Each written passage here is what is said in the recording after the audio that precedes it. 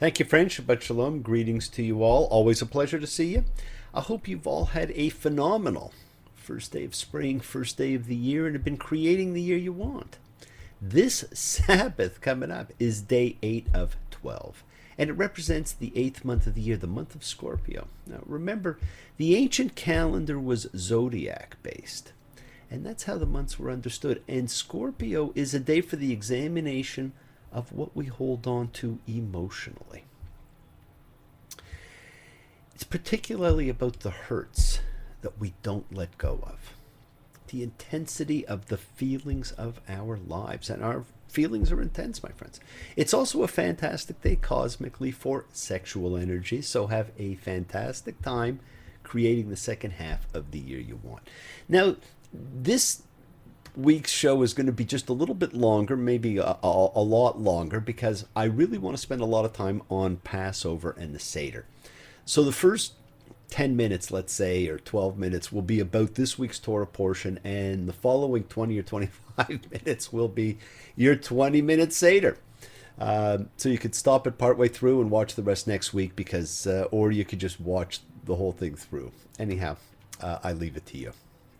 Now, friends, we talked last week about sacrifices. And my young friend Noah realized he could stop trying to, like rack his brains understanding all the types and the reasons and the mechanics of this foreign concept, which seem to be all that is talked about in these parts of the Torah.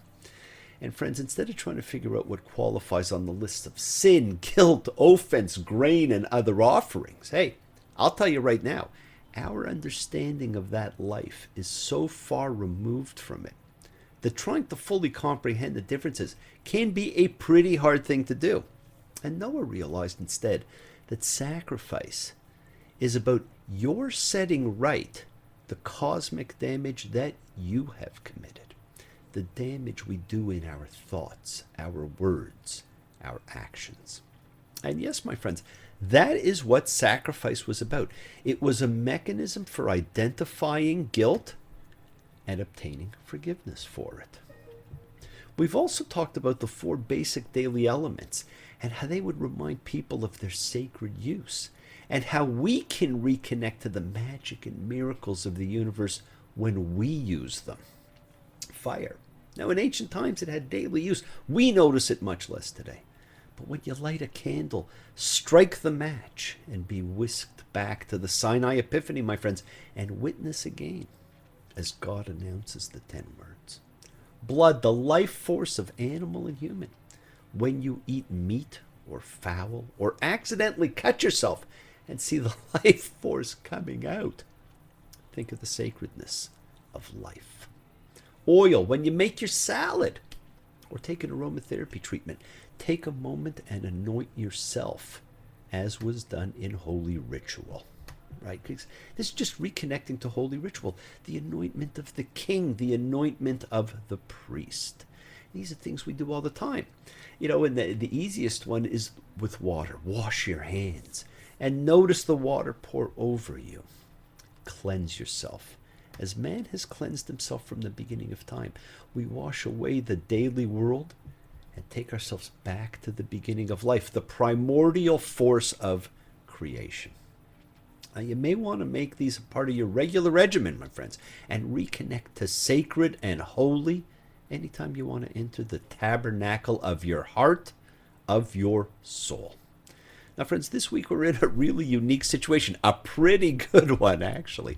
Much of this parsha is actually a repetition of things we heard. Someday when we're dreaming deep in love, not a lot to say, then we will remember things we said today. Well, maybe not quite, but I will always take the time to add Beatle lyrics. Now, I'm not going to talk a lot about the details contained in this week's Parsha, because next Sabbath, is Passover. So I want to talk just a little about the Parsha, then I want to talk about Passover. Your preparation, how you might look at it, how you might do it a little differently than you have done it before, and how you can make a greater difference in the lives of everyone around you. Now, I heard a fantastic line the other day, and it really stuck in my mind. Okay. And, it went, people hear what they see. And I thought about it. And it's called synesthesia. And it's from the Greek, and it's together and sensation, is one word. And so it's an intermingling of senses. And it's quite the study, apparently. So apparently visual is the most dominant modality among people. And studies have found that this condition of synesthesia affects many artists who see colors when they hear certain music. Now, I tend to hear the sounds of the vibration of the energy that our eyes see all the time. In fact, I hear music all the time. And as Bobby Darin saying, as long as I'm singing, then the world's all right and everything's swinging. Long as I'm singing my song. And I'm sure you all have the songs that you like to sing. Friends, we are preparing for the Festival of Freedom. So sing your song and bring and engage your senses to your sacred practices. While you do, here we have God continuing his instructions to Moses, Tzav, command. Friends, much of this parsha continues with the priestly rules that we began. But remember, the book of Leviticus is a book of strict rules. This book does not contemplate morals or ethics. It is purely about ritual. And ritual is black and white. It is law. It is not interpretation. And that is why so many have a hard time with it. This is a book of instructions. And one of its Hebrew names, Torah Kohanim, could aptly be translated as priestly instructions. It emphasizes rules. That's it. It's all rules. Rules such as that of the perpetual flame, that it is to be maintained. Right? It's flame on the altar all night till morning, and the fire of the altar shall keep burning on in it. The eternal flame, or as we saw, the renewed flame, has become one of the most dominant of all visual images, to be seen in each sanctuary you enter anywhere in the world. In this book of priestly rites, we're also exposed to the idea of a contagion of holiness. And that's symmetrical with the more common idea of a contagion of impurity. Objects that come in contact with consecrated substances, such as the grain offering, themselves become consecrated and can no longer be used for profane purposes. Coming in contact with holy makes you holy. The emphasis is simply on ritual. Right? It's only ritual. The change of clothing to be worn in sacred zones, the sacred fire in the tabernacle not going out. These are the things that hold place and time together. And we have this unification of space and time, but it's about bringing symbol to life. Now, ultimately, we see that Moses directs Aaron and his sons to eat the sacrificial meal at the entrance of the tent of meeting, aka the tabernacle, from which they're not permitted to depart for 7 days. And on the 8th day, another series of sacrifices is pictured, but it is no longer Moses who performs them, but rather Aaron and his sons. Then Aaron blesses the people, and for the first time he enters the tent of meeting alongside Moses. When they come out, they bless the people together. The glory of the Lord appears to the people. Divine fire comes and consumes the offering, and the people shout and fall to the ground. But just see what happens from Leviticus 8:7 to the end. In one session, we have the burnt offering, an installation offering, a fire offering, an elevation offering. And you wonder why there are so many and how you keep them apart in your mind. Well, don't try and keep them apart in your mind. Moses bathes Aaron and his sons in water. So we have our cleansing ritual. He dresses them. He anoints them in oil, the dedication element. He slaughters the bull and ram and puts the blood on the horns of the altar itself, and on the specific extremities of the priest, the right ear, the right thumb, the right big toe. And so we have the demonstration of the sacredness of blood. And he burns the meat as an offering to God and lights the incense and invokes the divine use of fire. Again, all those elements coming into play, but all of them as symbols of ritual. Okay. So here we have this interplay of senses in the process that we witness. There's the sight, the sound, the tactility of the washing, the dressing and anointing, the scent and taste of the burning and the incense. And all of these things, work together, right? They have this interplay, and they bring our own senses along as we feel, we smell, we sense this process. We become a part of this process, right? We can picture it in our mind's eye. We are overwhelmed by things because we don't think of our senses anymore, right? Life is simply overwhelming. But these sacred steps of worship and commemoration help bring our senses back into focus and remind us of this process of holiness. It's all about these steps, this symbol, these stages, this ritual of engaging in holiness. Okay. Now the Parsha ends with Aaron and his son sitting for 7 days at the tabernacle's entrance, preparing for the climax that's coming in the next installment, building anticipation for the inauguration of the priesthood. And so if we follow the weekly cycle of readings of the Torah, we emulate what is happening in the text because we are about to wait for 7 days. Now, to be sure that we get the connection, the next Parsha is titled Shemini, 8th. And if we pay proper attention to this, we come to the story of the inauguration with anticipation. So we appreciate the story, and we appreciate the power of what goes wrong in the story, the catastrophe of Nadab and Abihu. And I'm sure if you noticed, my friends, this Parsha ends with one of the most important changes that has haunted man for all time. By handling the priestly functions and all future sacrifice to Aaron and his sons, suddenly the separation of church and state becomes embedded in a system of law, belief, ethics, and ritual. All sacrifices, all priestly function becomes the province of Aaron and his family for all time. And government of the people belongs to Moses. And just look how well that separation is done. It is still argued about to this day. Now, this year is different. That continuity will be several weeks away. You see, next week's Pesach, and the reading is Exodus 12:21, an interesting reading in its own. And the following week is the traditional Chol HaMoed, the intermediate days, with its own reading.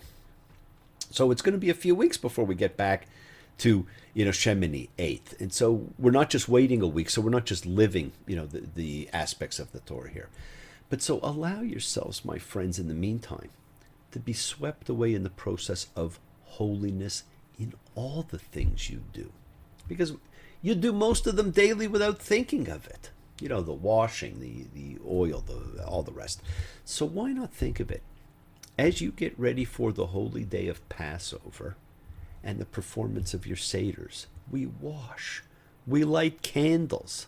Some of us mark our doorposts with blood, and those that don't picture it. And we eat foods that are different, invoking taste and scent. We make ourselves holy in the process, and we eat the bread of holiness, the bread of the priest, matzah, the egoless bread that does not rise. This, my friends, is the oldest ritual in the religion. The calendar, the laws, the holy days all stem from this. This is the celebration of freedom. It defined a nation and a spirit. And well before your time, in fact, you'd probably have to go back to before Rabbinic Judaism, this was the most important holy day in the year. And I want to thank you for letting me share some of my thoughts with you. It is a time of celebration. So whatever you do, have some fun. It's a time for families to celebrate together, a time to teach your children about freedom. Teach your children well. Their father's hell did slowly go by. And feed them on your dreams, the ones they fix, the one you'll know by. This is a holiday of freedom, of overcoming fear, of believing in yourself, of having faith in God and in self. And what better lesson can you teach? What better example can you be? Friends, for too many of us, our lives are filled with strife, turmoil, battle, and fear. Yes, we have happy too. but we fight too much. Do not make this a day of reading a book. Instead, come and sing a simple song of freedom. Sing it like you never did before. Let it fill the air. Tell the people everywhere, we the people here don't need a war. Now, over time, we've seen a certain amount of fun, frivolity, and modernization work its way, thankfully, into our observance of Passover. Right? And we're going to, basically in 20 minutes cover all of the essential things of Passover. And one of the things that I like so much is the modern songs that have been injected. Right? These days, the songs that you get at Passover are fantastic songs. And one of my favorites, and I'm sure one of yours, as baseball season approaches, is that classic, Take Me Out to the Seder. Take me out to the Seder with friends and family. Serve me some matzah and 4 cups of wine. Ask me 4 questions, and we will be fine. And it's root, root, root for Elijah, that he will soon reappear. And let's hope that we'll meet once again next year. How cool is that? I love the modern songs of Passover. And what a night. I can't remember the last time the 2 most sacred days in the calendar lined up, Sabbath and Passover. You'd have to go back a while. And just as I talk about the twin festivals of light at Christmas and Hanukkah, we have a threesome here, because those aforementioned holy days are joined by the other great festival of freedom. You see, this year, this is also Good Friday. And it's not just good. It's great when the world comes together in love and in honoring freedom. Good Friday, a chance to be free from sin. Passover, a chance to be free from fear. Sabbath, a chance to cease to be holy and to be like God. I will take those anytime I can. Now, the beginning of the year marks the time of promise and hope. And we are at the beginning of the spiritual year, recognized in so many cultures as the start of the year. It is our time to celebrate freedom. We have started with a clean slate. Let us keep it that way. Now, in the Torah, this is actually called the Festival of Unleavened Bread. Matzah, not Passover. Many of you do not like matzah.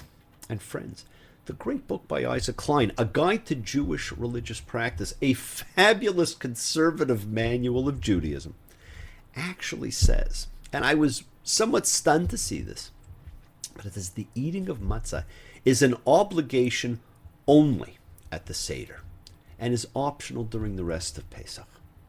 And I'm sure many of you will be glad at that, although the Torah does say in Exodus 12:19, on the 14th day of the month in the evening, you shall eat unleavened bread until the 21st day of the month in the evening. And don't forget, this is called the Festival of Unleavened Bread. So, those of you who want, take the Isaac Klein view of Seder only, but for everybody else, it's for a whole week, and I'm going to explain why. Now, we're also told one of the great illusions of truth. We're told it is the bread of affliction. I cannot think of a Haggadah that you may read which does not say so. But that is not what the Torah says. It tells us that unleavened bread is the food of the priest. It is eaten with the meat of the sacrifices. Leaven is seen as something inappropriate for the holy realm. Now, perhaps because its power in the process of making bread rise is seen as the ego of man, which is also the thing that rises. On Passover, my friends, all Israelites are invited to behave like priests, eating no leaven. It is the bread of holiness, and we are a holy nation to God. Now, there's an age-old belief, my friends, that when an enemy seeks to destroy you, you need to feel as much hatred for him as he feels for you. Now, pretty well all of military history says this. But all of Jewish history says the contrary. The Jewish people have never had recourse to hatred, even in their struggles for survival. And so you have to see that Passover, in addition to being a story of freedom, is also a story of hope. And so on this evening, all questions are not only permitted, but invited. And there's two sets of four which we tend to get lost in an examination of. As we see the traditional four questions, the manishtana halayla hazeh mikol halaylot. We all grew up learning those. They are illustrated by four possible attitudes towards life. That of the wise son, who knows the question and asks it. That of the wicked son, who knows the question but refuses to ask it. That of the simple son, who knows the question but is indifferent to it. And finally, that of the ignorant son, who does not know the question and therefore is unable to ask. But today, my friends, there is a fifth son, the one who chooses to be absent and has no interest in God, the Torah, the fight for freedom, the epiphany, and our thought should be turning more to the missing, this lost child than any other. Focus on those lost children. They are our future. And we need to focus on other questions. We need to focus on the questions that try our lives. And in every generation, those questions are just a little different. And that is what makes it a perpetual observance. It is about bringing new questions to play. Now, the Passover Seder is a time of symbols. The entire evening is composed of them. The table is built around them, with the Passover plate as the most well-known. So here is a picture of the most well-known Passover plate. I hope you can all see that. It's the round. It's got the 5 things on it. Okay. And it's the one we're all used to seeing. I personally like to use a star as my Passover plate. I like the symbol of the star. And it contains 6 items. And I put one in each corner. And I like that better than the traditional round ones, with the 5. And some of the round ones actually have 6, but I like to use 6. The entire story of the Haggadah is contained in the Seder plate. You don't need anything else other than the Seder plate in order to tell the entire story of Passover. Everything on it symbolizes an aspect of Exodus. Zroa, the roasted shank bone of the lamb, the dominant sacrificial animal of the Torah, right? It reminds us of the story of Abraham, and it evokes the paschal lamb which our forefathers offered to God and ate as the meat. Beitzah, the boiled egg, whose roundness symbolizes the circle of life in all universal cultures. Life, death, all represented by the egg. Karpas, green vegetable. Usually it's parsley, my friends, the first fruit of the season of the earth, and we tend to dip it in salt water to remind us of our tears. Maror, a bitter herb, to remind us of the bitterness of Egyptian bondage, slavery, right? Charoseth, the putting together of the fruits, the apple, the walnut, and all to remind us of the bricks in building the pyramids. And my 6th is matzah, the bread of affliction and hurry, which did not rise because we left so quickly. Now, this technically tells the entire story. This is tradition. Now, the Seder as we know it and practice it is primarily from after the Second Temple period and later. And that's one of the reasons why the Torah appears so silent on it. But friends, I think you should feel free to create your own unique celebration of freedom, combining what God instructs Moses with what tradition has formed. And tradition changes over time. For example, the traditional plate named the Baba is from Second Temple times, just as the practice of eating reclining and the Roman tradition of eating on a triclinium, a dining couch, which hints at the 4th of the 4 questions, has not been practiced in a long time. Times change. And now, of course, you often see oranges as part of the Seder plate, and I welcome any and all changes that reflect your ability to share and teach freedom and keep the living history alive. Now, friends, what you need to realize is this evening, no matter how you follow it, is an evening of sensual invocation, and it's about ritual and symbol. We start with the washing. Now, some books say that everyone does, and some say only the leader.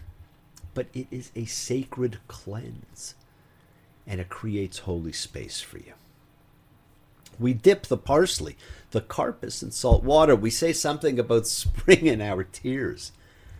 But that's not what it is. It actually represents the dipping of hyssop in blood, which was used to mark the doorposts and lintels. And so we can recreate that immortal moment in time. The haroset could not really represent the pyramid mortar, since the Israelites did not really build the pyramids, but it does represent mortar. It had a mystical formula comprised of the 3 roots and 7 fruits from the trees of the Garden of Eden, representing the tree of life. And as such, it represents the mortar that holds the universe together, my friends. And of course, that mortar is love. The maror, or bitter herbs, reminding us of Egyptian slavery, is really a reminder to us that the name for Egypt in biblical times was Mitzrayim, the root of which is Mem Tzadi Resh Meitzir, which means to limit, to bind, to restrict the things we do to ourselves, to imprison ourselves in fear. And we eat the maror, not just to remind us of the bitter past, but because we can survive bitterness, and from it comes the sweet taste of freedom and life. We are survivors. And friends, take a moment to remember and honor the Holocaust survivors. There is a danger in forgetting, in distancing ourselves too much. And the matzah is the bread of holiness and the priest, and allows us to be priest-like for the 7 days of holiness. That, my friends, is a personal honoring of tradition. This was a unique event in man's history. It was the first event which showed God as the Redeemer from tyranny. It made God something to look to and not to fear. The conception of God as the Redeemer of the oppressed revolutionized the meaning and functions of religion and placed it at the service of the ethical impulses. In the words of a contemporary theologian, what makes the Exodus from Egypt a pattern of redemption for all mankind is the interpretation of the prophet who sees God as a redeemer from tyranny. The God of Israel makes history the place where man progresses to freedom. And the great scholar Rav Kook wrote about freedom. And he said the difference between a slave and a free man is not only a difference in status, that is, that by a matter of chance, one person is subject to another person and another person is not. We can find a wise bondman whose spirit is filled with freedom, and a free man who has the spirit of a slave. Authentic freedom is the exalted spirit to which a man and a people as a whole are elevated, so that one is faithful to his inner self, to the image of God that is within him.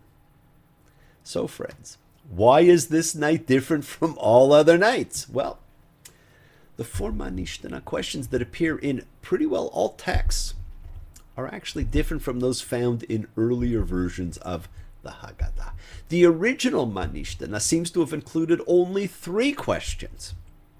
On all other nights, we do not dip herbs in any condiment. On this night, we dip them twice. On all other nights, we eat chametz and matzah. On this night, only matzah. On all other nights, we eat all kinds of herbs. On this night, only bitter herbs. These 3 questions, my friends, correspond to the 3 main foods eaten at the Seder, the ones I spoke of, and the entire story can be told around those 3 things. Motzi and Mor are in trouble with pharaohs, famines and locusts and slaves with wheelbarrows, matzah balls floating in eggshell that clings. These are a few of our Passover things. Friends, the story of freedom from slavery, from anything, is now a universal concept. The power of God in punishing the Egyptians with plagues is known by every child. Now, for many, the recitation of the plagues is a favorite part of the Passover Seder. But did you notice that the plagues arrive in pairs, in increasing levels from inconvenience to destruction? Blood, dam, and frogs, tzfardea, both involve water. Lice, kinim, and swarming creatures, erov, both arrive in hordes. Pestilence, dever, and boils, shechin, are diseases. Hail, barad, and locusts, arba, are blights from the sky that destroy crops.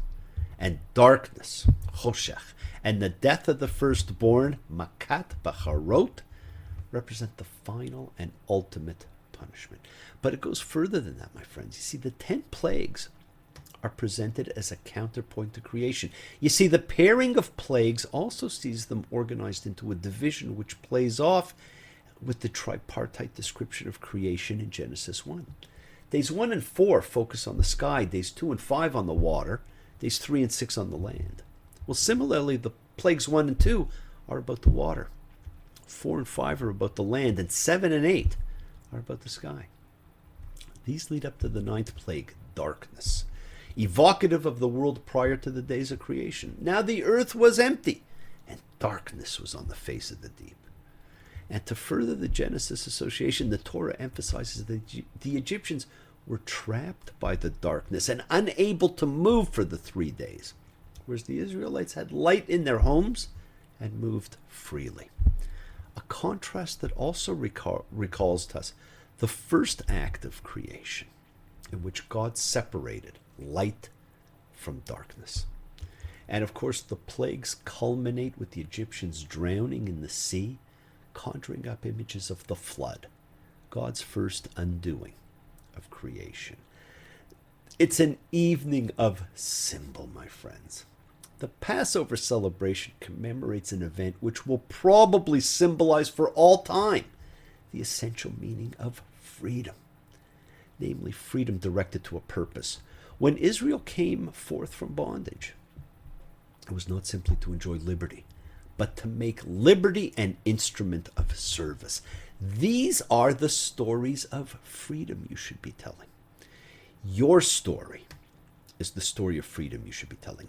Haggadah does not mean read a book.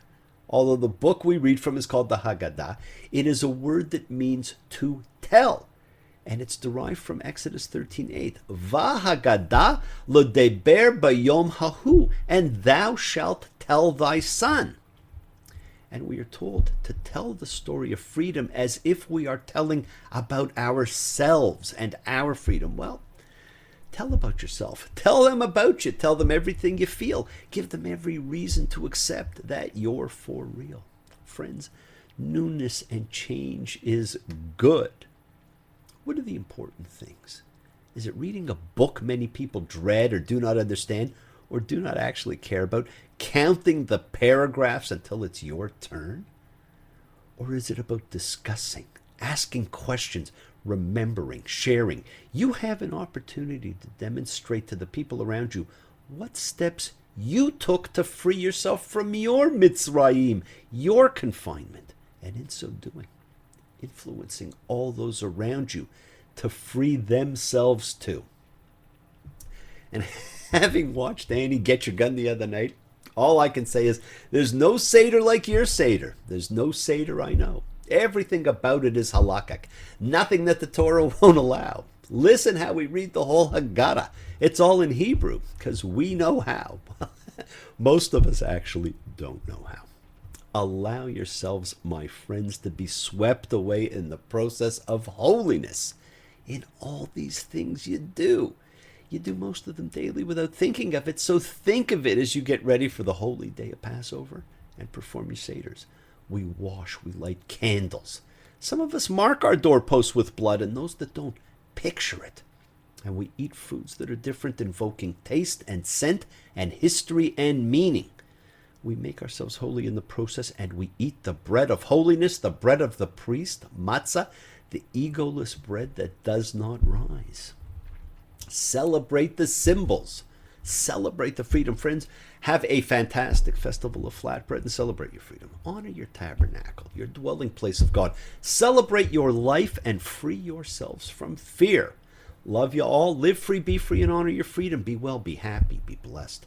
Share and honor the light in all who live in the light, and continue to shine. Continue to send everyone you know goodwill and love. Pray for peace and freedom for everyone, and end to terror and hatred. And remember, friends, we are a community. We learn together. We celebrate each other. We love each other. Thank you all. Love you. See you all next time. Have a fantastic Festival of Freedom and a fantastic year. Bless you all. Shabbat Shalom. Take care. Bye.